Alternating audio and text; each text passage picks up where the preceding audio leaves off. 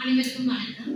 நான் வைத்தியர் ஆர்கே ஸ்ரீநாதன். சுவாச சம்பந்தமான விஷயத்தை வைத்தியம் கூட நான் இன்று ஸ்ரீநாதா பஞ்சாப் கம்யூனிட்டி சார்பாக உங்களை சந்திப்பதற்கு நான் கிடைக்கின்றேன். இன்று உலக அஸ்மா தினம் 2026 முன்னிட்டு அஸ்மா பற்றிய ஒரு விழிப்புணர்வை ஏற்படுத்துவதற்கு இந்த நிகழ்வு ஒன்று செய்யப்பட்டுள்ளது.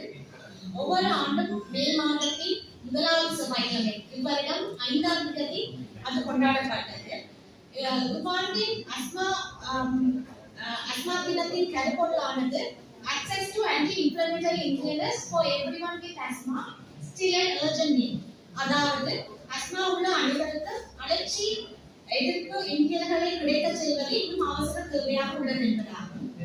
அதற்கு முன் அஸ்மா வந்து உலகில் 300 மில்லியனுக்கு மேற்பட்ட மக்களை பாதிக்கின்றது.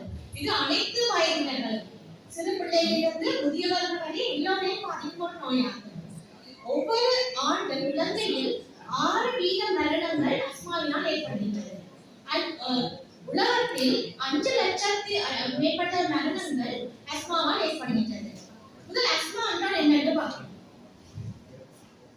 நீங்க இந்த படத்தில் பார்த்தீங்கன்னா இது சாதாரணமான மூச்சுக்குழாய் ஆகும். அஸ்மா என்பது மூச்சுக்குழாய்களில் ஏற்படும் அலர்ஜி நோயாகும்.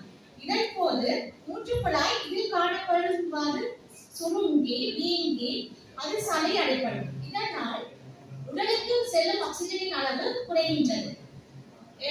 இதுதான் அஸ்மா ஏற்படுவதற்கான காரணம். இதற்கு பல அறிகுறிகள் ஏற்படும். இவ்வாறு இந்த மூச்சுக்குழாயிற்கு செல்லும் ஆக்சிஜனின் அளவு குறையும் போது அவர்களுக்கு மூச்சு திணறல் ஏற்படும் மற்றும் அடிக்கடி இருமல் மற்றும் நெஞ்சு இறுக்கமாக இருப்பது, சத்தமிட்டு மூச்சு விடுதல் போன்ற அறிகுறிகள் காணப்படும். இவை அனைத்தும் அதிகமாக அதிகாலையில் அல்லது இரவு நேரங்களில் அதிகமாக காணப்படும். இது அஸ்மா ஏற்படுவதற்கான காரணங்களை நாங்கள் பார்ப்போமானால் அதிகம் குடும்ப மரபு, அவர்களின் பெற்றோர்கள் அல்லது அவர்களின் பெற்றோர்களில் இருந்து வருவது மற்றும் அலர்ஜி பிரச்சனைகள், அவர்களுக்கு உணவுகளுக்கு அலர்ஜி ஏற்பட்டால் அல்லது தோல் சம்பந்தமான அலர்ஜி இருந்தால் அவர்களுக்கு அஸ்மா ஏற்படுவதற்கான வாய்ப்பு அதிகம். இதைவிட சுற்றுச்சூழல் மாசு, இவை அனைத்தும் அஸ்மா ஏற்படுவதற்கு காரணங்களாக பார்க்கப்படுகின்றன. அஸ்மாவை அதிகரிக்கும் காரணங்களாக நாம் பார்ப்பது தூசு, வீட்டில் இருக்கும் ஹவுஸ் டஸ்ட் மற்றும் புகை மற்றும் புகைப்பிடித்தல்.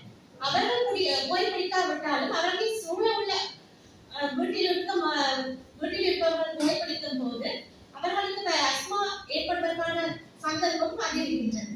மற்றும் வாகனம் மற்றும் தொழிற்சாலை புகைகள் மற்றும் வீட்டில் இருக்கும் செல்ல பிராணிகளின் முடிகள், பூக்களின் வாசனை திறன்கள் போன்ற அஸ்மாவை அதிகரிக்க செய்கின்றன. மற்றும் வைரல் இன்ஃபெக்ஷன், இன்று கருத்தின்படி இன்ஃப்ளூயன்சா போன்ற வைரல் இன்ஃபெக்ஷன் அஸ்மா உள்ளவர்களுக்கு அதிகரிக்கும். இதற்கு என்ன தீர்வு? நாங்கள் அஸ்மா உள்ளவர்களுக்கு பல சிகிச்சைகள் இருந்தாலும் இன்ஹேலர் சிகிச்சை என்பதுதான் இப்போது கூறப்படும் சிறந்த சிகிச்சை முறையாகும். நாங்கள் மருந்துகளை உட்கொள்ளும் போது அதங்கள் உடலுக்கு சென்று அது வந்து நுரையீரலுக்கு செல்வது குறைந்த இடமே செல்கின்றது. ஆனால் நாங்கள் இன்ஹேலரை பாதிக்கும் போது அதங்கள் சுவாச குழாய்க்கு நேரடியாக செல்லும் போது சுவாச குழாய்களில் உள்ள வீக்கங்களை குறைத்து அந்த அலர்ஜியை குறைத்து அது அந்த அஸ்மா உள்ளவர்களின் அறிகுறிகளை மற்றும் கட்டுப்படுத்தாமல் அஸ்மா ஏற்படுவதற்கான அடிப்படை காரணத்தையும் இந்த இன்ஹேலர் மருந்துகள் கட்டுப்படுத்துகின்றது. இந்த இன்ஹேலர் பாதிப்பது ஒரு பாதுகாப்பானது, ஒரு தவறான ஒரு நம்பிக்கை உள்ளது. இந்த இன்ஹேலரை பாதிக்க தொடங்கினால் இதற்கு நாங்கள் அடிமையாகி விடுவோம் என்று. ஆனால் அவ்வாறு இல்லை. இன்ஹேலர் வந்து இது பாதிப்பதன் மூலம் அவர்களின் நோய் அறிகுறிகளை குறைத்து மற்றும் அவர்கள் சாதாரண மக்களை போன்று நோபல் லைஃப் வாழ்வதற்கு இந்த இன்ஹேலர்கள் அதிகம் உதவி செய்கின்றது. மற்றும் இந்த இன்ஹேலரில் 2 விதமான இன்ஹேலர் உண்டு. ஒரு இன்ஹேலர் அவசர நேரங்களில் பாதிப்பதற்காக அது அந்த நீல இன்ஹேலர்ஸ், நாங்கள் சொல்லுவோம் சல்பிட்டோமோல் போன்ற இன்ஹேலர். இது வந்து அவசர கால நிலையில் பாதிப்பது.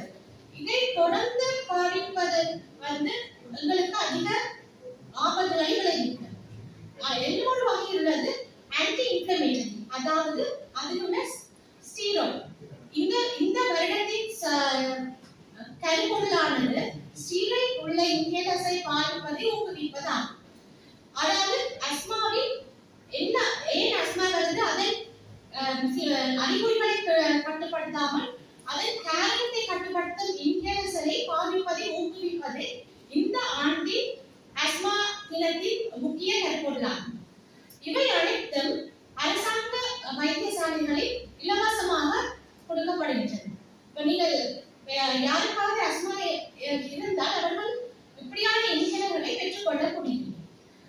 அதாவது அஸ்மா இந்த தினத்தில் நாங்கள் மீண்டும் உங்களுக்கு கூறவிருப்பது, அஸ்மா உள்ளவர்கள் சாதாரண மனிதர்களைப் போல சாதாரண வாழ்க்கை வாழ முடியும். தேவையான மருந்துகளை சரியான முறையில் எடுப்பதன் மூலம் அவர்களுடைய வாழ்க்கை